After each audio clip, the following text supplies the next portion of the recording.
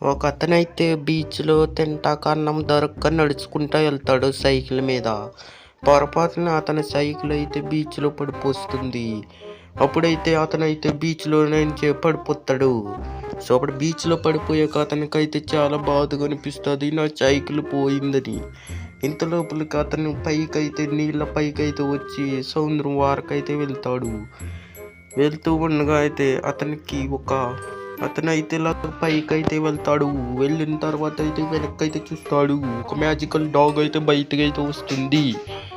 వచ్చాక నీ కోడికింత అడుగుతుంది. నా సైకిల్ పడిపోయిందని అతను చెప్తాడు. చెప్తే డాగ్ అంటుంది, నీ వెనకాల స్పెండర్ బైక్ ఉంది, అది నీదేనా అంటుంది.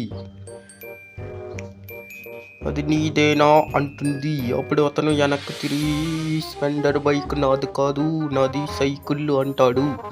అంటే అప్పుడు మళ్ళీ డాగ్ అంటుంది, నువ్వు మళ్ళీ వెనక్కి తిరిగి చూడు, ఆ బుల్లెట్ బైక్ నీదేనా అని అడుగుతుంది.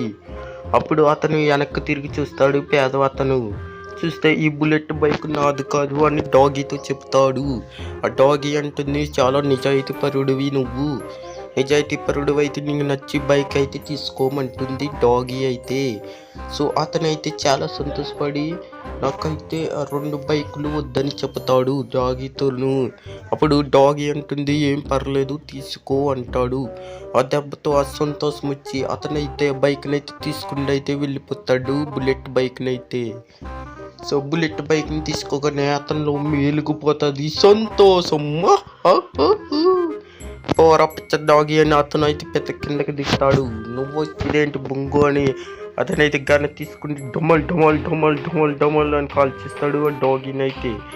కానీ ఆ డాగీకి అయితే ఏమవ్వదు. సో ఇప్పుడు అనుకుంటుంది ఆ డాగీ, సో చాలా దొంగోడివి నువ్వు అంత పని చేస్తావా అని అనుకుంటుంది. కాదు, నేను అలా చేయలేదు అని అతను అంతే చెప్తాడు. సో నువ్వు అసలు ఏంటా అని నిన్ను అలా కాల్చాను అంటాడు. సో ఆ అతను ఆ బుల్లెట్ తీసుకుని అయితే అతని ఇంటికైతే వెళ్ళిపోతాక చూస్తాడు. అతను అయితే ఆ ఇంటికైతే వెళ్ళిపోతాడు. ఇదంతా ఒక డబ్బున్నవాడు చూస్తాడు. అప్పుడు ఆ ఫార్చునర్ నుంచి అతను అయితే బయటకు వస్తాడు. వచ్చాక ఆ ఫార్చునర్ని అయితే తీసుకుని నీటిలో పడేస్తాకైతే వెళ్తాడు. ఇదంతా దొంగచాటుగా చూసిన దొబ్బున్నవాడు సో ఫార్చునర్ని అయితే నీటిలో పడేద్దామని ఆ ఫార్చునర్ అయితే ఎక్కుతాడు. సో ఎక్కదామని చూస్తే డ్రైవ్ ఆప్షన్ రాదు. వాడు పిచ్చన కొడుకు అందరికి అర్థమవుతుంది. సో పిచ్చన కొడుకు అయితే ఇప్పుడు ఫార్చునర్ని అయితే నీటిలో పడేస్తాకైతే వెళ్తాడు. సో నీటిలో పడేద్దామని ఫార్చునర్ని అయితే తీసుకుని వెళ్తాడు. వాడు తాగుబోతుడు కాబట్టి వెళ్ళి గుద్దేస్తాడు అన్నిటిని. సో ఫార్చునర్ని అయితే తీసుకుని వెళ్ళినప్పుడు సో నీటిలో అయితే దుమ్ములను ఆడేసేసి ఆడైతే దూకేస్తాడు నీటిలోంచి అయితే. కానీ అది నీటిలోకి వెళ్ళకుండా వారిని ఆగిపోద్ది ఫార్చునర్ అయితే.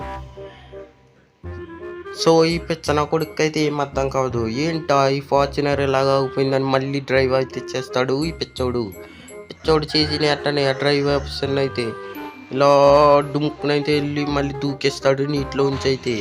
సో ఫార్చునర్ అయితే నీటిలోకి వెళ్తుంది కానీ సో ఆ ఫార్చునర్ని ఏం చేయాలో అర్థం కాక అప్పుడు వారకైతే వచ్చేస్తాడు ఈ దొబ్బున్నవాడైతే. సో వారకు వచ్చేసి అయితే చూస్తాడు ఈ లోపలికి ఏమన్నా వస్తుందేమో అని. సో వాడు వారకైతే వెళ్తాడు. గట్టి వారకు వెళ్ళినప్పటికీ ఆ చెరువులోంచి ఒక డైనోసార్ అయితే బయటకు వస్తుంది. సో నీది ఏమన్నా పోగొట్టుకున్నావని డైనోసార్ అడుగుతుంది. అవును, నేను పోగొట్టుకున్నాను, నా ఫార్చునర్ వెహికల్ అయితే పడిపోయింది అంటాడు. సో అయితే వెనక్కి తిరిగి చూడు, లంబార్గిని నీదేనా అని అడుగుతుంది డైనోసార్. నాది కాదు లంబార్గిని అని వెనక్కి తిరుగుతాక చూస్తాడు. కానీ ఆ లంబార్గిని నాది కాదు, నాది ఫార్చునర్ అని చెప్తాడు ఆ దొబ్బున్నవాడు. చెప్పిన వెంటనే మళ్ళీ వెనక్కి తిరిగి చూడు అంటుంది ఆ డైనోసార్. సో ఇప్పుడు వెనక్కి తిరిగి చూడు అంటుంది ఆ డైనోసార్. సో మనవుడైతే వెనక్కి తిరిగి అయితే చూస్తాడు. ఓ అవును, అదే నా కారు అంటాడు మనవుడు. సో నువ్వు చాలా స్వార్థపరుడివి, సో నేను నీకు 2 ఇవ్వను అని ఆ డైనోసార్ అయితే ఆ రెండిటిని. సో నువ్వు చాలా స్వార్థపరుడివి, సో అందుకు నీ 2 కార్లు బూమ్ చేసేస్తాను అంటుంది ఆ డైనోసార్. అయితే వెనక్కి తిరిగి చూసినప్పటికి 2 అయితే కాలిపోయి కనిపిస్తాయి మనోడికి. అందుకే స్వార్థం అయితే పనికిరాదు అంటుంది డైనోసార్. సో దీన్ని బట్టి మీకు ఏమర్థమైందో కింద కామెంట్ చేసేసి మన ఛానల్ని సబ్స్క్రైబ్ చేసేసుకోండి. డబ్బున్నవాడికి పేదవాడికి. సో స్వార్థం అనేది ఉండకూడదు గైస్. మీకు స్వార్థం అనేది ఉన్నదో లేదో కింద కామెంట్ చేయండి. సో స్వార్థం అనేది అసలు ఉండకూడదు అనమాట మనిషికి అయితే. సో ఇది గాయస్ వీడియో నచ్చితే